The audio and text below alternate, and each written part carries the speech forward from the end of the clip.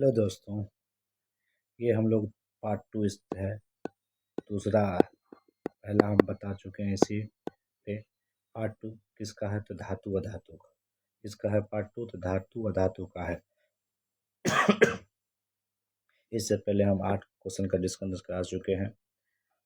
जो धातु कठोर सतह से टकराने पर आवाज उत्पन्न करती है उसे क्या कहते हैं।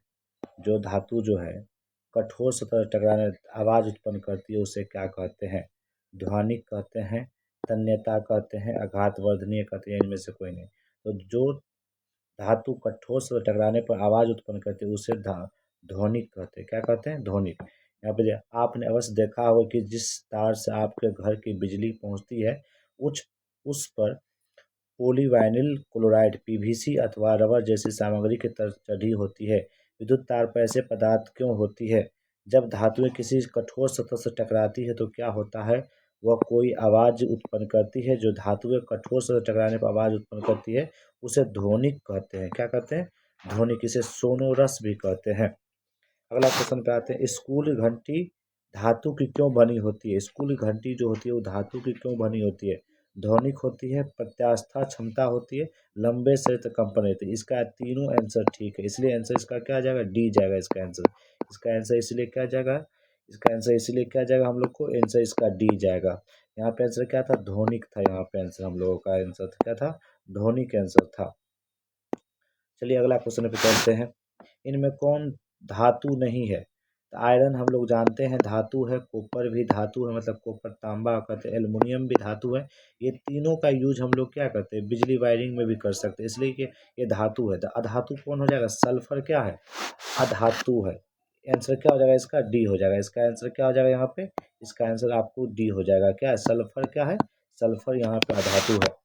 यहाँ धातु के बारे में कुछ पॉइंट है वो हम लोग जान लेते हैं, क्या धातु है, कौन सी है, नहीं है। इन पदार्थों के भौतिक गुणधर्मों की तुलना करके समूह में अलग करना सबसे आसान है। इस अध्ययन के लिए हम निम्नलिखित क्रियाकलाप की सहायता लेते हैं। अनुभाग 3 को दिए गए क्रियाकलाप के लिए निम्नलिखित धातुओं iron, copper, aluminium, magnesium, sodium, lead, zinc तथा कुछ धातु नमूने इकट्ठे कर। यहाँ पे जब एनसीईआरटी आप पढ़ेंगे तो यहाँ पे आपको ये चीज देखने के लिए मिलेगा। 12वां क्वेश्चन देखते हैं क्या है 12वां क्वेश्चन में। इनमें कौन अधातु नहीं है? अधातु नहीं का मतलब इसमें कौन धातु है ना। तो कार्बन हम लोग को पता है, कार्बन क्या है? अधातु है। यहाँ पे पूछा नहीं है। ऑक्सीजन भी अधातु है यहाँ पे, हाइड्रोजन भी अधातु है, लेकिन मैग्नीशियम क्या है यहाँ पे? मैग्नीशियम आपको पता होना चाहिए, मैग्नीशियम यहाँ पे आपको धातु है। तो आंसर इसका आंसर क्या हो जाएगा? डी हो जाएगा। मैग्नीशियम क्या हो जाएगा? धातु है। अगला क्वेश्चन पे आते हैं, क्वेश्चन नंबर 13। क्वेश्चन नंबर 13 पे आते हैं। क्वेश्चन नंबर 13 क्या कहा? इसमें कौन अधातु जो द्रव होता है, मतलब अधातु द्रव होता है, लेकिन यहाँ पे कौन अधातु है जो द्रव होता है? कौन अधातु होते हुए भी द्रव होता है? ब्रोमीन, आयोडीन, सल्फर, इनमें से कोई नहीं। तो ब्रोमीन ऐसा अधातु है जो द्रव की अवस्था में पाया जाता है। ब्रोमीन ऐसा अधातु है। अधातु ठोस, द्रव, गैस तीनों अवस्था में पाया जाता है। धातु जो होता है सिर्फ ठोस अवस्था में पाया जाता है। उपवाद छोड़ के बात कर रहे हैं। यहाँ पे कुछ है, ऐसा कौन है जो अधातु द्रव होती है? तो ब्रोमीन है। ब्रोमीन क्या है? आपको अधातु होते हुए कैसा क्या है? द्रव है।